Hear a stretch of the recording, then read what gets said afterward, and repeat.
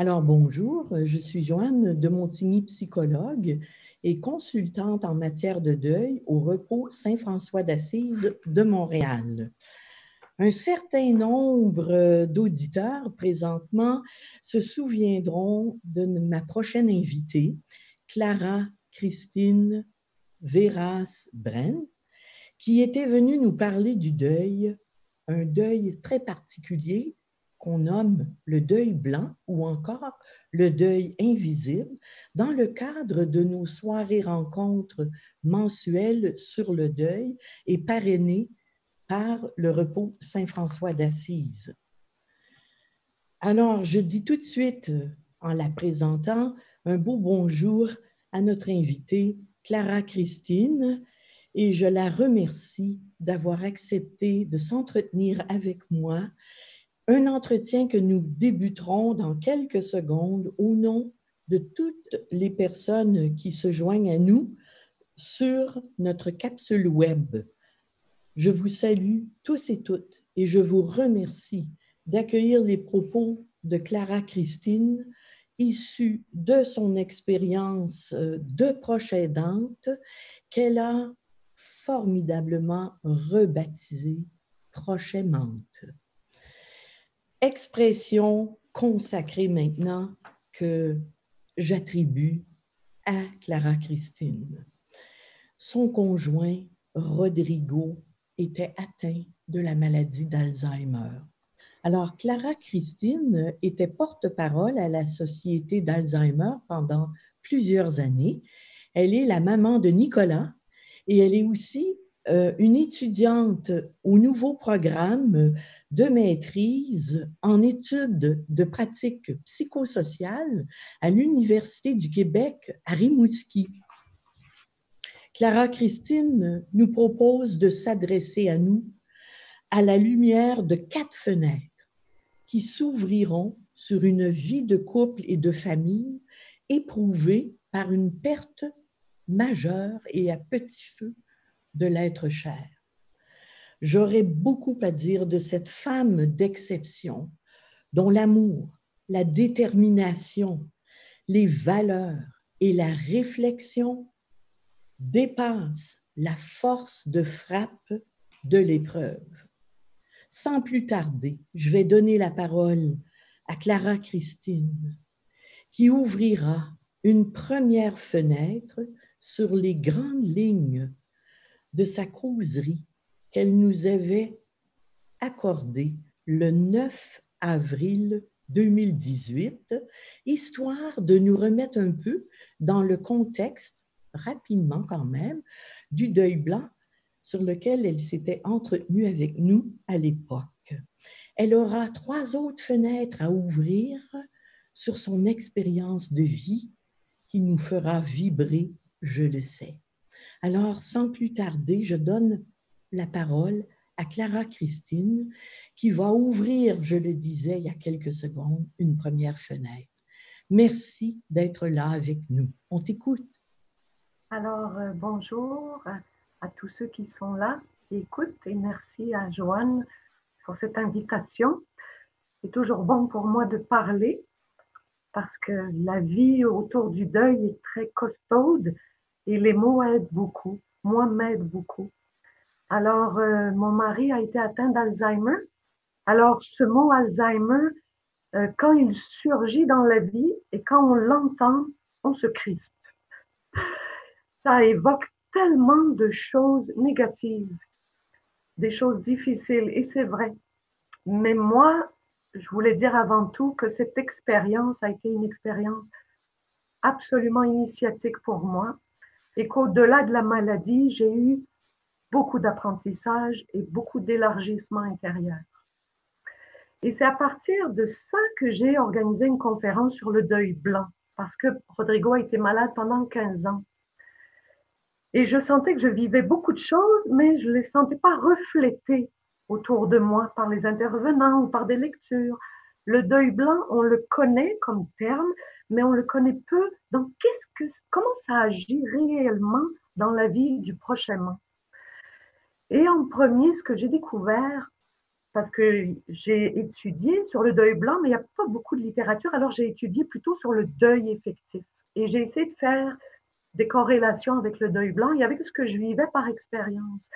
Première chose, j'ai découvert et qui m'a tellement fait du bien, c'est un processus.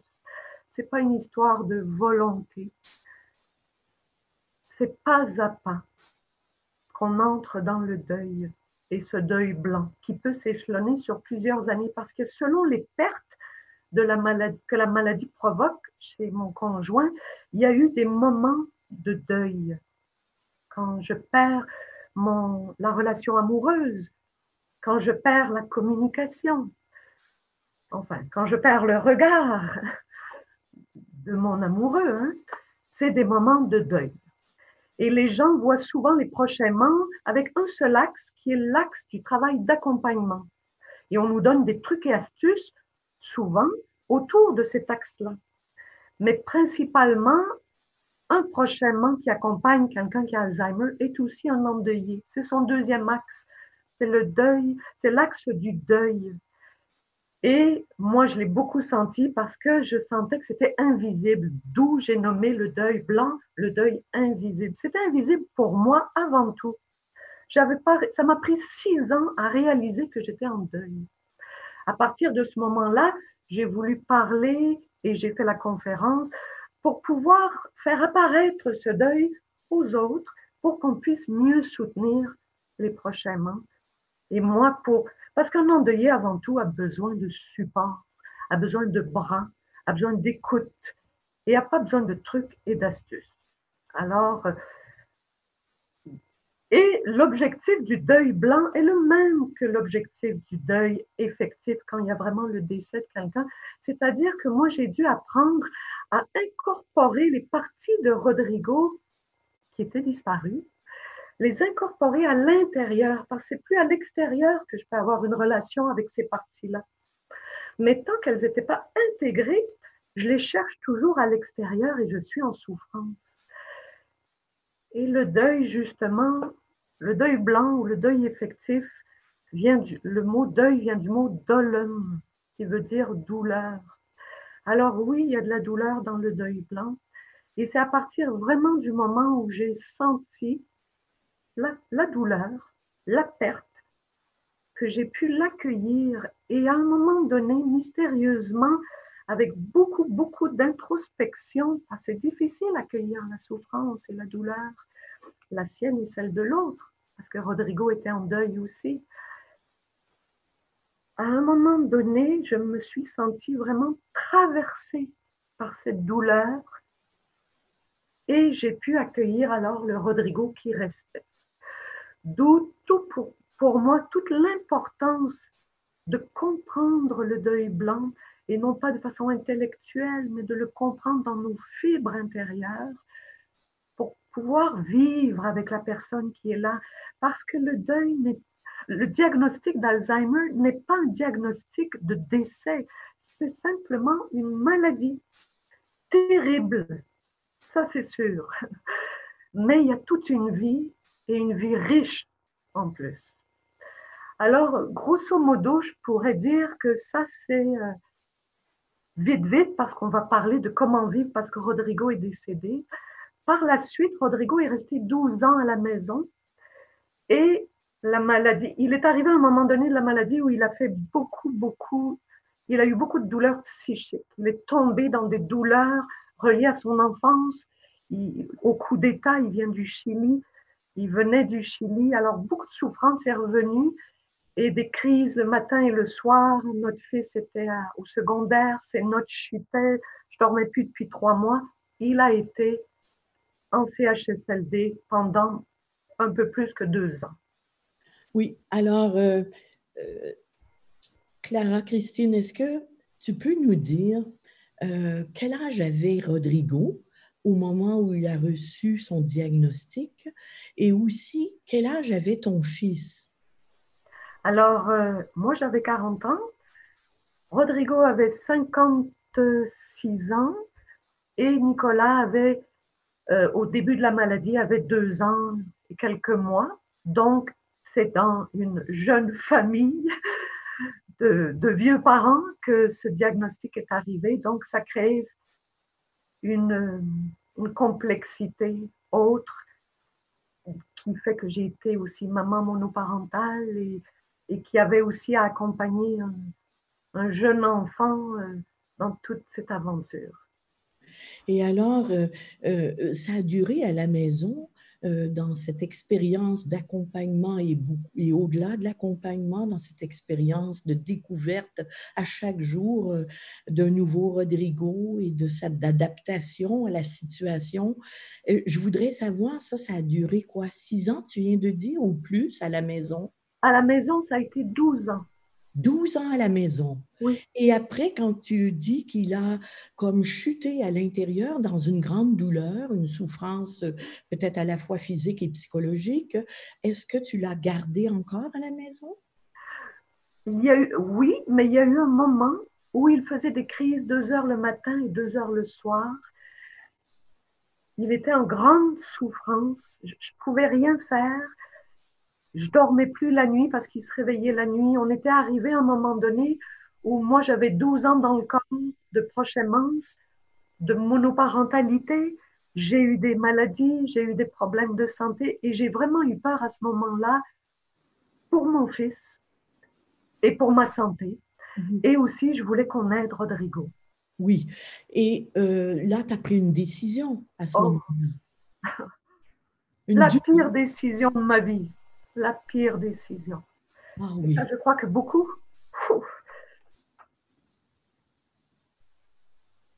Il y en a des personnes qui vont pouvoir s'identifier à ce que tu es en train de nous dire. Comment c'est difficile de prendre la décision après tant d'années ensemble, de le livrer, est-ce qu'on peut dire ça comme ça, aux soins d'autres personnes, de le partager avec d'autres personnes. Comment tu dirais ça? Qu'est-ce qui fait si mal? C'est de le voir partir de la maison? Il y a ça, oui, bien sûr, parce que j'ai senti là un deuil très profond. Je revenais à la maison, puis je revenais de 6 heures de CHSLD, mais je revenais à la maison et je me sentais comme une veuve. C'était très puissant. Mais au-delà de ça, parce que c'est ma souffrance à moi, c'était la souffrance de Rodrigo qui est la plus touchante.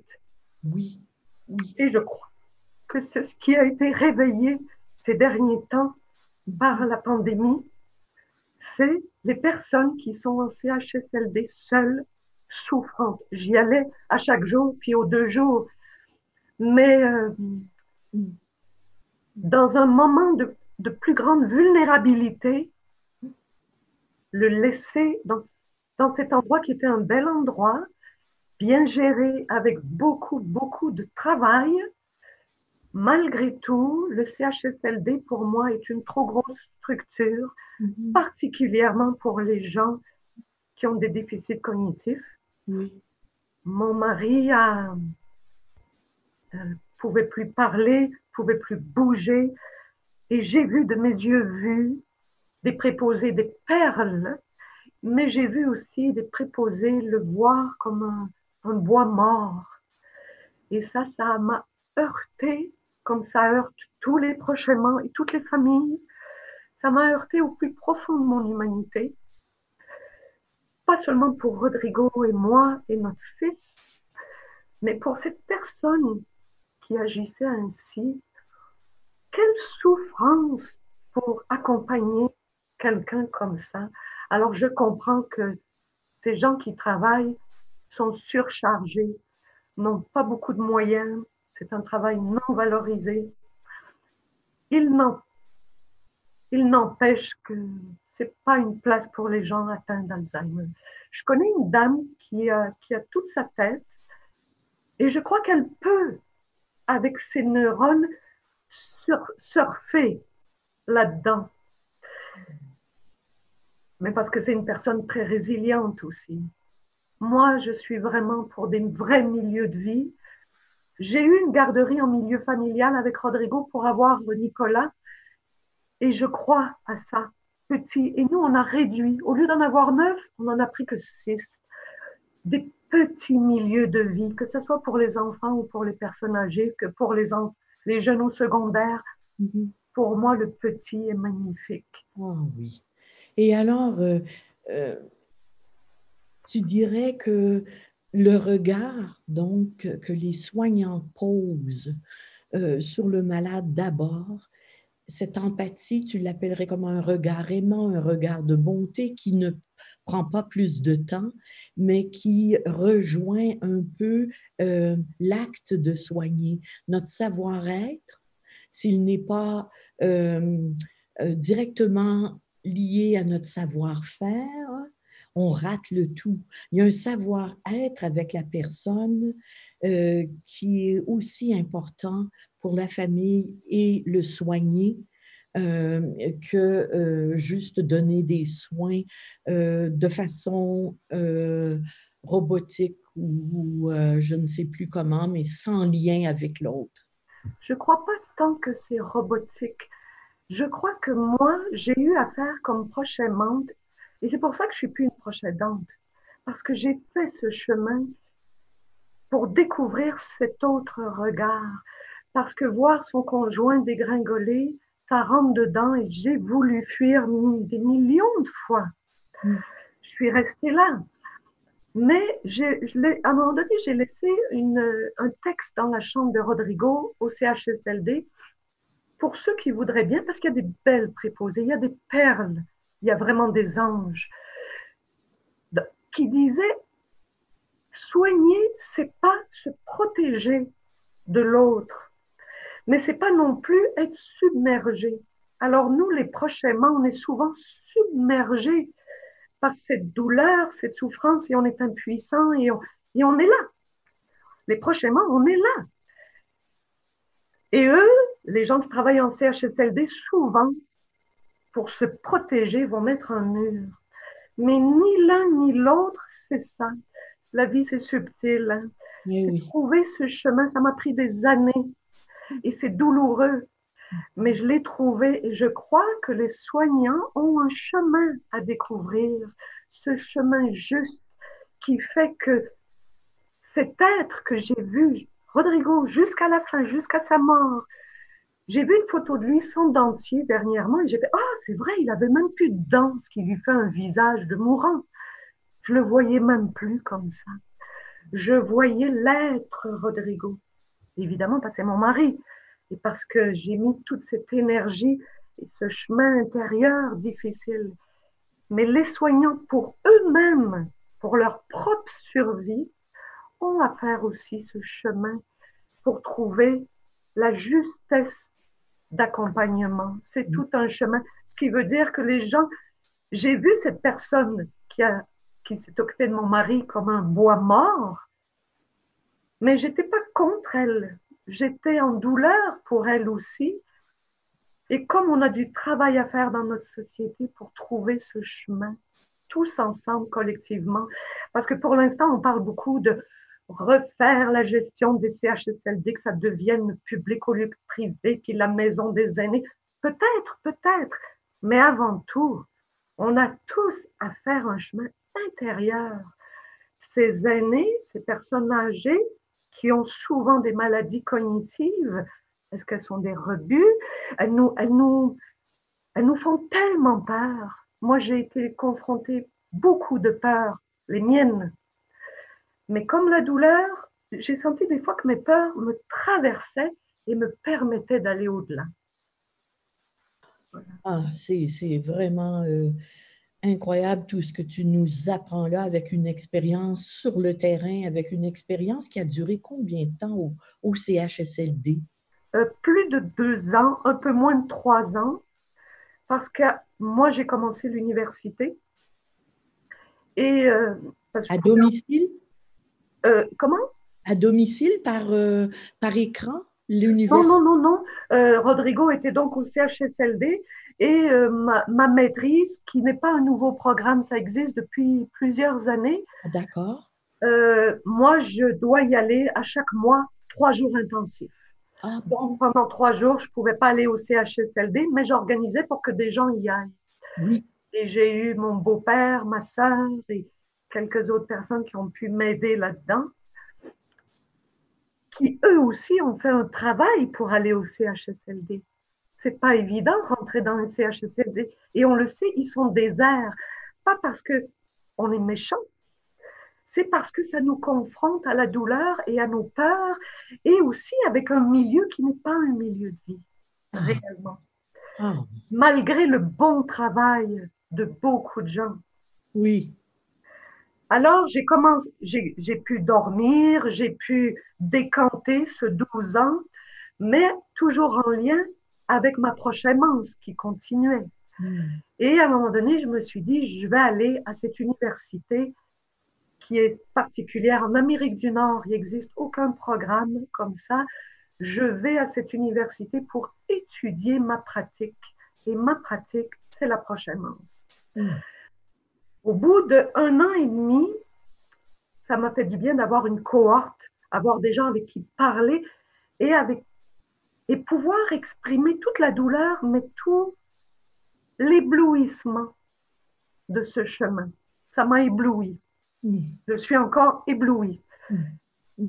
Alors, tu mets ensemble comme une cohabitation entre douleur et éblouissement, entre souffrance et délivrance, ou entre amour qui dépasse tout. Je ne sais pas, là, il y a quelque chose quand tu dis que c'était éblouissant. Moi, je suis rendue avec des mots très simples. La vie, la mort, l'expire, l'inspire. C'est ça la vie. On voudrait pouvoir les mettre un loin de l'autre et ils sont imbriqués l'un dans l'autre. Pour moi, arriver, parce que j'y arrive pas tout le temps, c'est un chemin, arriver à me laisser traverser par la douleur, voir surgir mes peurs, je sens que la vie m'a décapé, c'est douloureux.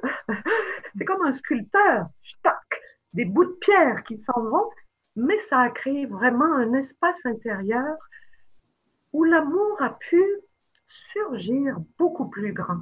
Mm. Et presque qui n'est pas de l'amour seulement de moi, la femme, envers Rodrigo, mon homme. C'est un amour vaste. Parce que quand j'allais au CHSLD, cet amour, je le ressentais pour d'autres résidents. Je le ressentais aussi pour des préposés. Même la préposée qui considérait Rodrigo comme du bois mort. J'ai eu des fois des élargissements, mais j'ai dû aller voir ce que ça me faisait, Mm. son acte et ses gestes. Hein? Oui. Alors, pour moi, cette aventure Alzheimer, c'est une évidence que c'est douloureux, Mm. mais pour moi, c'est initiatique et je suis plus que jamais dans la vie, Mm. plus que jamais. Oui. Oui, ça s'entend, il y a tellement de vie en toi. Je voudrais te demander, quand tu étais euh, au chevet, à tous les jours de Rodrigo, quand tu t'occupais de lui, quand tu passais des heures avec lui, tu le touchais et en lui donnant, tu recevais. Est-ce qu'il arrivait qu'il pouvait te donner un peu quelque chose concrètement, ou ce que tu recevais de lui c'était plus subtil que tout ce qu'on peut en dire. Il y a toutes sortes d'étapes, hein, parce que la maladie continuait. Parce Mhm. qu'on est arrivé en CHSLD, s'il était en crise à la maison, alors imaginez la crise qu'il avait au CHSLD, donc il a été bourré de médicaments, puis après ça s'est rajusté, et après il n'a plus été capable d'avaler, après il n'a plus été capable de marcher, et tout Des, ça s'est fait, il y a eu tellement de choses. des Mais je pertes pourrais dire, consécutives. avec un regard maintenant, quand je regarde tout ça, parce que non, moi je touche énormément Rodrigo, et pas seulement pour lui, mais pour moi. Ma Mhm. propre main se régalait du toucher, de la chaleur de la peau de Rodrigo. Son corps était un territoire tellement connu. Et je continuais à le découvrir.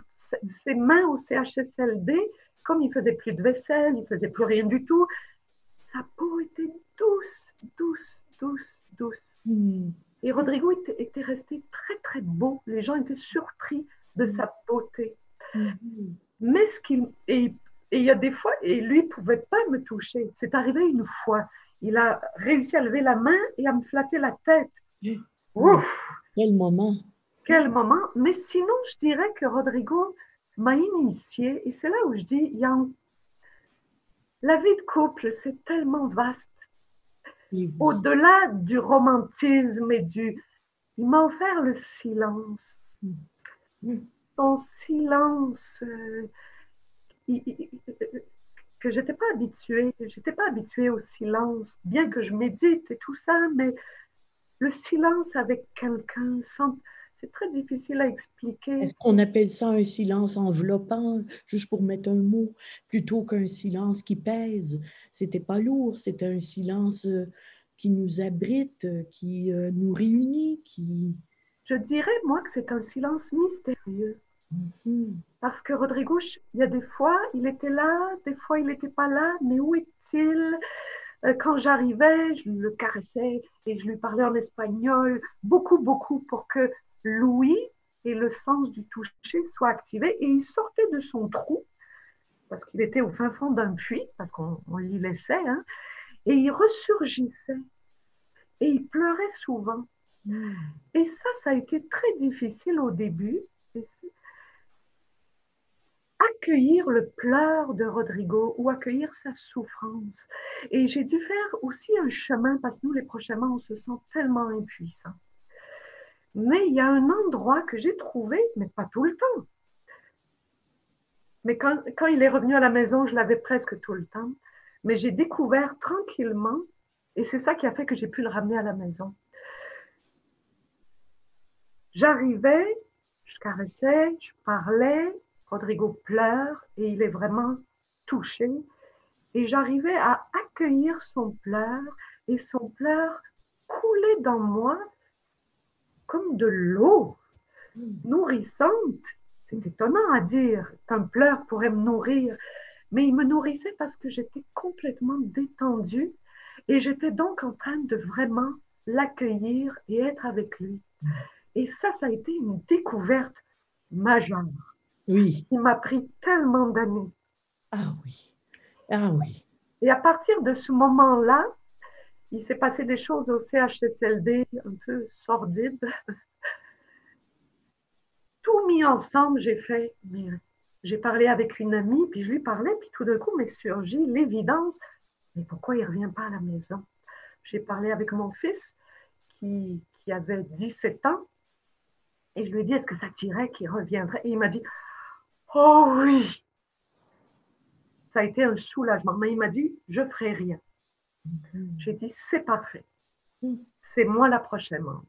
Lui Mm. est de son adolescence, Oui. il a une blonde et il est dans la vie, mais Mhm. il était là. Donc, cette décision a été prise et j'ai eu à ce moment-là un très bon accompagnement du CHSLD. Je crois que c'est tellement rare que quelqu'un ramène son proche et je me suis sentie vraiment accompagnée à ce moment-là. Puis à la maison, donc on arrive dans la troisième fenêtre. Je ne sais pas Oui. si on y rentre déjà dans la fenêtre des soins palliatifs. Absolument, absolument, on y entre. Et c'est ça qui m'intrigue. Comment on fait quand on prend cette décision? Ça t'est venu comme ça, qu'on dirait une inspiration, que c'était le bon moment de le ramener à la maison. Et puis, euh, j'essaie d'imaginer pour lui comment c'était de se retrouver chez lui. Est-ce que il pouvait constater ou pas vraiment? Non, pas du tout. Jamais une petite bouffée de lucidité, hein? Jamais. À vrai dire, je ne le sais pas. Qui suis-je pour savoir où il est? C'est ça la beauté d'accompagner quelqu'un, c'est d'accepter de ne pas savoir Où il ce est? qu'il pense, ce qu'il dit, mais il mangeait bien, sa dysphagie a diminué. On avait des soins palliatifs, j'habite dans Petite Patrie Rosemont, extraordinaire. Je me suis sentie accompagnée mur à mur. Euh, sa chambre, je l'avais préparée comme pour un nouveau-né. Mm. J'avais hâte qu'il arrive. Mm. Euh, Et alors, Ça me fait penser, Clara Christine, que tu viens de nous dire comment c'était important un milieu de vie et que les CHSLD, pour toi, c'est pas ça, un milieu de vie, hein, malgré tout, ce qui est offert là-bas, mais que tu l'as ramené dans un milieu de vie. Alors, c'est comme s'il commençait à manger plus. C'est ce que Et un j'entends. milieu de vie, tu sais, beau. J'avais mis des choses qui correspondaient. J'avais mis une petite plante. Euh, il avait de la musique, mais il avait le silence. Parce que Rodrigo, quand il était malade, me disait beaucoup, j'ai besoin de silence, j'ai besoin de silence. Et je le comprends très bien. Absorber les bruits, les va-et-vient, pour quelqu'un qui est en perte de neurones, c'est un travail de cerveau, mais extraordinaire. Donc, il avait du silence aussi. Chaque matin, il avait quelqu'un qui le caressait. Chaque nuit, il avait quelqu'un qui le bordait. Ça a été chaque matin. Et pourtant, je n'ai pas dormi pendant 3 mois. Enfin, je faisais 3 shifts. J'ai eu un peu d'aide à la maison. Ça a été très difficile à trouver.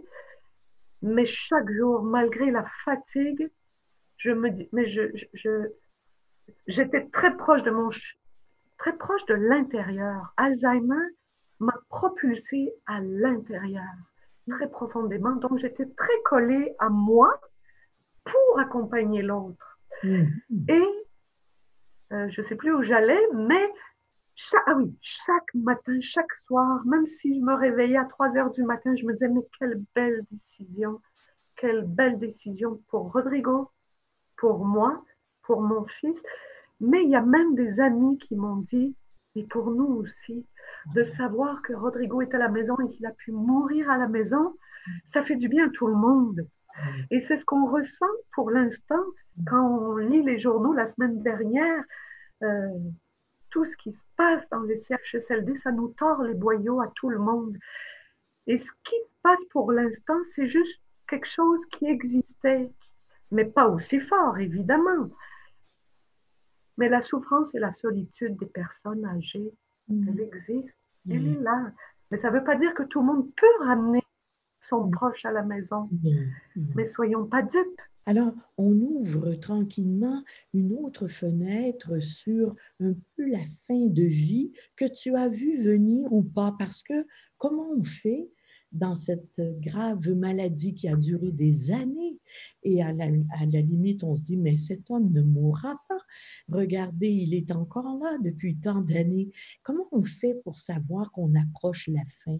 C'est quelque chose que tu as quand même vu venir? Rodrigo, le temps d'être à la maison était, comme on peut dire, en fin de vie, mais une fin de vie qui peut prendre des mois, hein? Oui. Dans le sens où il y a la dysphagie, il y a beaucoup de signes. Hein? Moi, je sais qu'à un moment donné, il n'était pas bien et je me disais, oh non, meurs pas tout de suite parce que j'apprends tellement de choses. C'était tellement égoïste. J'étais tellement en apprentissage. Par la suite, j'ai eu toutes sortes de choses parce qu'il y a des fois, je lui disais, mais Rodrigo, pour toi, si tu es là, vivant, il ne me comprenait pas, hein, mais je lui parlais. C'est que tu as encore quelque chose à découvrir, à vivre, à expérimenter. Aucune idée. Mais que tu sois là, moi je suis là. Si toi tu décides que ton chemin de vie est fini, je suis prête. Si que tu décides pas par la volonté évidemment, hein, si ta vie est finie, je suis prête. Si ta vie a encore besoin d'une plage de plus, je suis disponible. Alors moi, je lui offrais beaucoup la liberté de sa propre vie, indépendamment de la mienne, parce que c'était pas seulement mon conjoint, c'était vraiment quelqu'un qui est en train de vivre quelque chose. Et souvent, on voit les gens qui ont Alzheimer, on les met déjà dans le tombeau. À ce moment-là, je ne mettais toujours pas Rodrigo dans un tombeau. À un moment donné, moi, j'ai eu la grippe, une grippe terrible, terrible. 12 jours au lit en février. Rodrigo, après, a fait 2 jours de fièvre et 2 semaines où il était aussi avec une respiration très problématique. On a commencé à devoir lui donner des piqûres. J'ai donné des piqûres. Et par la suite, il a été 5 jours où il faisait même des haussements de sourcils quand on lui donnait de la compote. J'ai ri avec lui, puis il a ri une seconde. Donc, tout d'un coup, je me dis, voyons, il est ressuscité. L'infirmière m'a dit par la suite que souvent on appelle ça le chant du cygne. Et j'ai été très heureuse. Mais après 5 jours, l'infirmière est arrivée parce que je lui ai dit, ouf, c'est raidi, la respiration était bizarre. Et elle m'a dit, oh, c'est mauvais signe. Donc, je m'attendais à ce que ça soit pour les jours suivants. Mais le même jour, je rangeais la maison, puis à un moment donné, j'étais fatiguée, parce que j'étais fatiguée tout le temps. Et je me suis dit, oh, je vais aller voir Rodrigo. Et quand je suis fatiguée, je m'allonge à côté de Rodrigo et je le flatte et je regarde par la fenêtre, parce que j'avais mis le lit devant la fenêtre et je mets de la musique. Et je le fais autant pour lui que pour moi. Parce que c'est ça que j'ai découvert comme prochainement pour une longue durée. Il faut que nous aussi, on jouisse de notre prochain manche. Ce n'est pas un sacrifice. C'est vraiment un don qui me donne. C'est fluide. Pardon? C'est fluide. On dirait oui, que... Hein? oui, avec parfois des moments pas fluides Oui. que j'ai à traverser de nouveau. Oui. Mais dans ce soin palliatif, ça a été fluide presque tout le temps. Et j'étais allongée comme ça et je le caressais. Et au bout de peut-être 40 minutes, Rodrigo a fait 3 petits respires. J'ai le goût de les faire, c'est trop beau. Il a fait... Hmm. 3 fois. Ses yeux se sont fixés. J'ai appelé Nicolas, Nicolas, Nicolas. Nicolas est venu, il a mis la main. Non, il a cherché le pouls de son père, il ne le trouvait pas. Il a mis la main de son père sur le cœur. Son cœur battait vite, vite, vite, vite, vite, puis plus lentement, puis il s'est arrêté. Donc, moi, j'ai cueilli le dernier souffle. Nicolas a cueilli le dernier battement. Et je ne m'y attendais pas. Parce que pour moi, ce n'était pas tout de suite. Il n'y a pas eu de souffrance, il n'y a pas eu... Rodrigo était beau. Rodrigo était beau. C'était beau. Et j'ai été portée pendant 1 semaine par la beauté de sa mort. Et j'ai eu de la gratitude infinie. Ah oui. Et ça a duré un petit bout de temps, toi, seul avec Nicolas, devant Rodrigo qui était décédé, mais vous avez quand même pris du temps avec lui, mort? Oui, absolument. Moi, j'étais à côté de lui et je continuais à le caresser. Et à un moment donné, sa joue était froide. Je m'aperçois que je n'ai pas peur des corps morts. Et je me suis mis la main alors dans le dos, dans le cou. Et là, c'était chaud. Ça a été chaud longtemps. Et son autre fils est venu et on a veillé, on a parlé. À un moment donné, j'ai dit, oh, est-ce qu'on pourrait parler dans la salle, le salon? Moi, j'aimerais. Et autour de Rodrigo, c'était plus le silence. Puis à un moment donné, on a appelé les paramédics et puis ils ont constaté. Puis après, j'ai appelé. Mais on a été plusieurs heures. Et puis, c'était la pénombre, puis c'était la nuit, parce qu'il est décédé à 5h35. Et alors, avec la pénombre, il y avait juste une petite lumière et des bougies. Quand on mettait la lumière, c'était le choc un petit peu, mais dans cette pénombre, je trouve qu'on a pu accompagner Rodrigo et s'accompagner ensemble, parce qu'il n'y avait pas encore tout. C'était le 15 mars, donc on n'était pas encore. On allait commencer le lendemain ou le 17 toutes ces histoires de de confinement et tout ça. Oui, oui. Oh mon Dieu, c'est tellement prenant. On est avec toi, tu sais, tantôt quand tu disais que tu avais accueilli les larmes de Rodrigo et que tu les avais à la limite avalées à l'intérieur, un peu comme pour les porter et le bercer en toi et trouver quelque chose de limpide de lui à l'intérieur de toi. C'est ce que tu es en train de nous donner. Je veux juste aussi te dire que tu as mentionné, j'étais un peu égoïste parce qu'il m'a beaucoup apporté. Il m'apportait beaucoup, alors je ne voulais pas qu'il s'en aille tout de suite. Mais tu vois, tu n'étais pas égoïste parce que ce que tu fais aujourd'hui se partage avec tant de, d'amour et de vérité que tu nous offres, qui est un cadeau qu'on n'a pas fini de développer.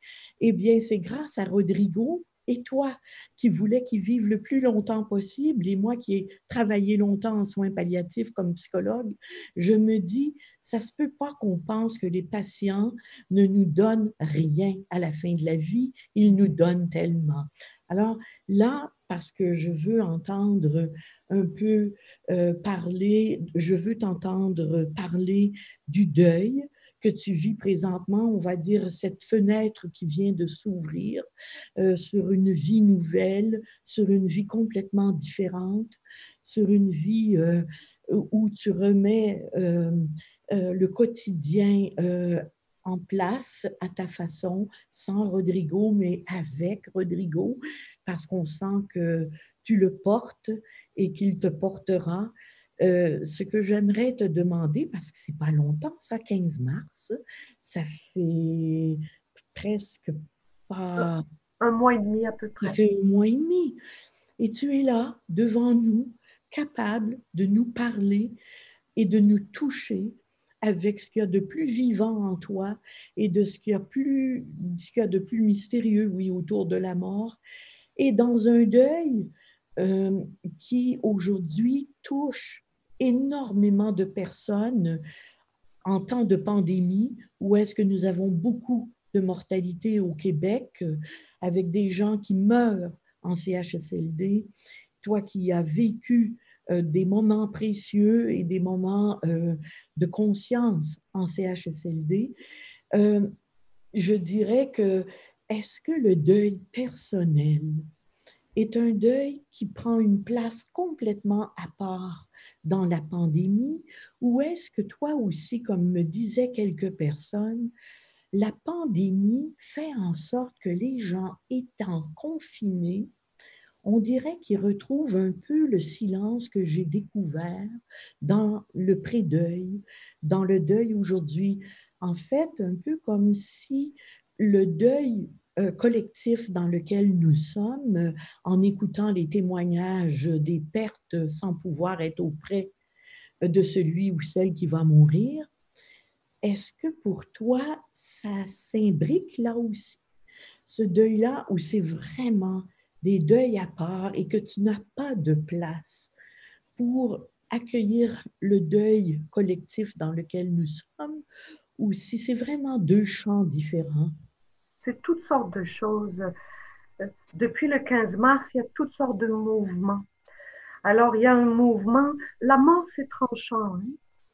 Ça crée vraiment un vide. Et ce vide-là est vertigineux parce qu'il n'y a plus de peau, il n'y a plus de chaleur, il n'y a plus de prochaine menthe, il n'y a plus ce contact qui me nourrissait. Alors, c'est vraiment, après une semaine de gratitude, j'ai vraiment été dans la douleur de la perte, hein.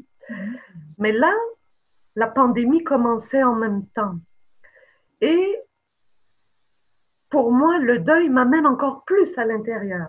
De toute façon, avec pandémie ou sans pandémie, pour moi, tout cet accompagnement, ça a été un apprentissage pour aller vers l'intérieur de plus en plus. Mais par exemple, j'habite une coopérative, je rencontre des gens et tout le monde me parle de la pandémie. On est à 2 mètres, hein, mais on a une grande cour.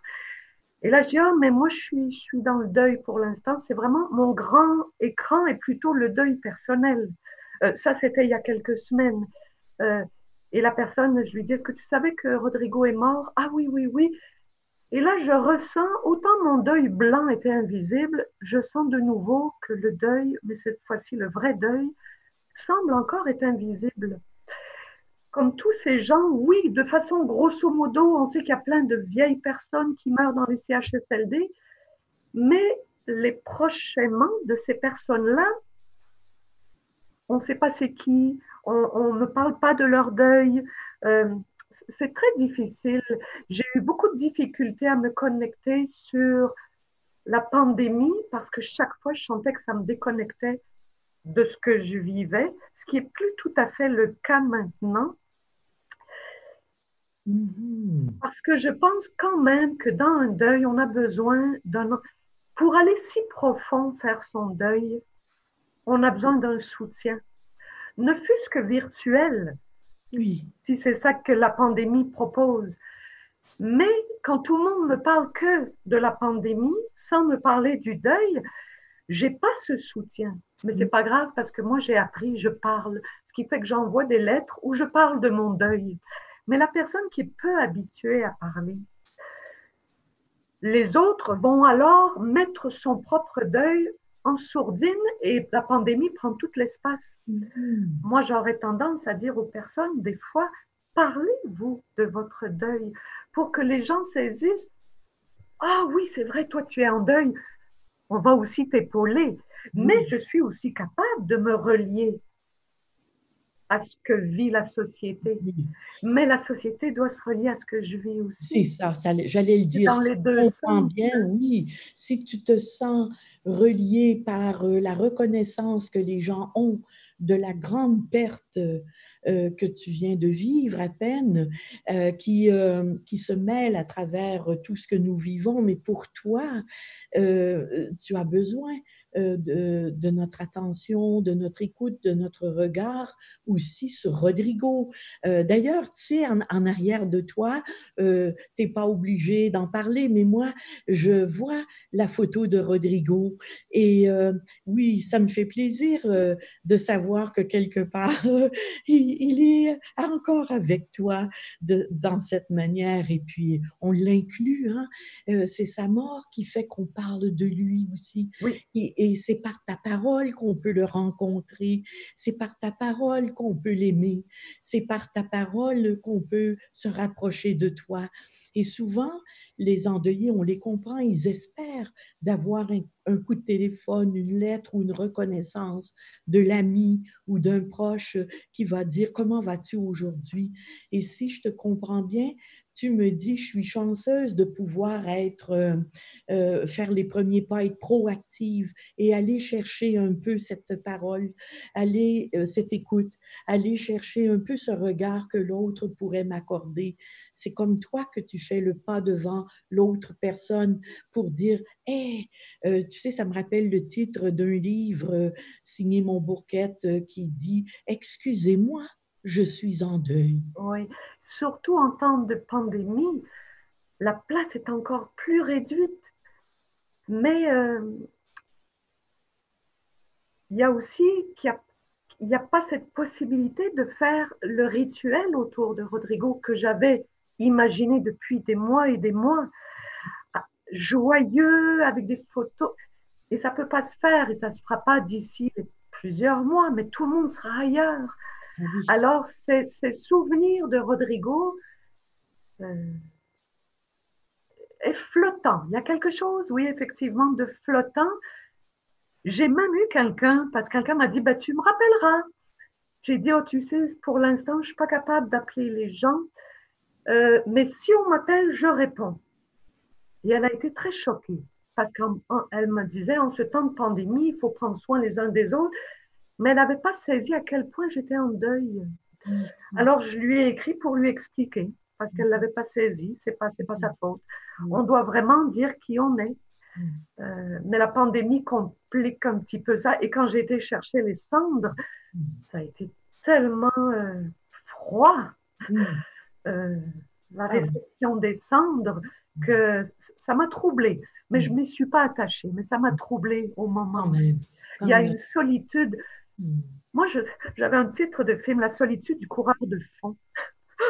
Je sens que comme proche aimante, j'ai été une coureur de fond. Et ça a une solitude, ça, hein, Oui, oui. que j'ai explorée et assumée. Mais j'ai été faire des ponts avec l'environnement. Et le deuil, c'est comme si, avec la pandémie, la solitude, qui est nécessaire pour le travail de deuil, de toute façon, mais par rapport à l'entourage, ça continue. Donc, Oui. la solitude du coureur de fond. Le Mais, temps, le temps avance, Clara. oui, Euh, et j'en suis désolée parce que tu sais, je passerai la journée avec toi. Et les gens qui t'écoutent présentement, j'en suis certaine du bien que tu nous as fait à tout le monde. Je veux vraiment te le dire. Et avant de fermer doucement la fenêtre qui va rester quand même euh, claire sur l'avenir et qui va s'ouvrir et se refermer, s'ouvrir et se refermer sur tant de réflexions que tu nous donnes dans cet entretien, dans ce témoignage extraordinaire. Je veux juste te dire en terminant que présentement, je réalise que la grande souffrance des personnes en deuil, c'est ce que tu as nommé rapidement, mais c'est très important peut-être de le redire, c'est l'absence des funérailles, l'absence des rites, l'absence d'un au revoir, l'absence des câlins, où est-ce qu'on peut se prendre dans nos bras et se dire « je suis avec toi », pleurer avec l'autre.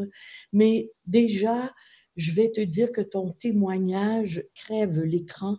C'est tellement... Il n'y en a pas d'écran. On a le goût de te prendre dans nos bras comme tu nous as pris dans nos bras en nous adressant la parole ce matin. Tu nous as pris dans tes bras. Et c'est extraordinaire. Ton humanité, pour moi qui suis psychologue, me dépasse en termes de, comment je dirais, d'exception. Et on a besoin des gens d'exception pour nous retrouver nous-mêmes à travers un témoignage qui est exceptionnel, justement, mais qui est fait tout simplement.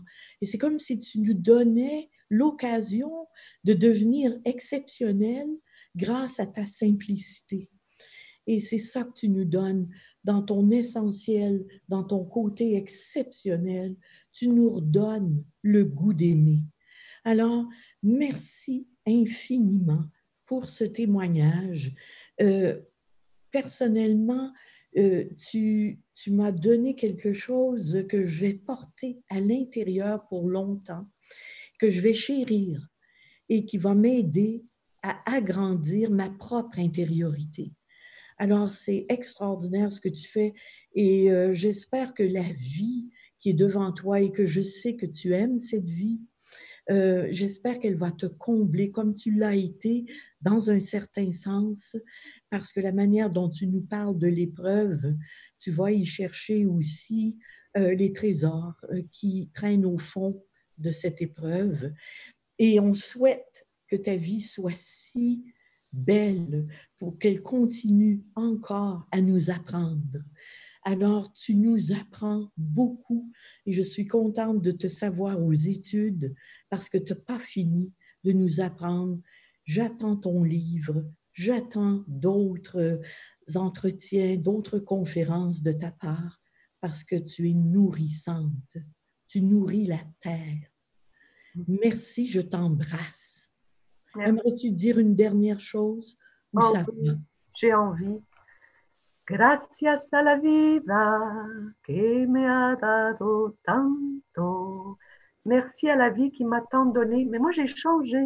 Et je dis gracias a la vida que me ha dado tanto et qui me da siempre tanto, qui me donne toujours autant.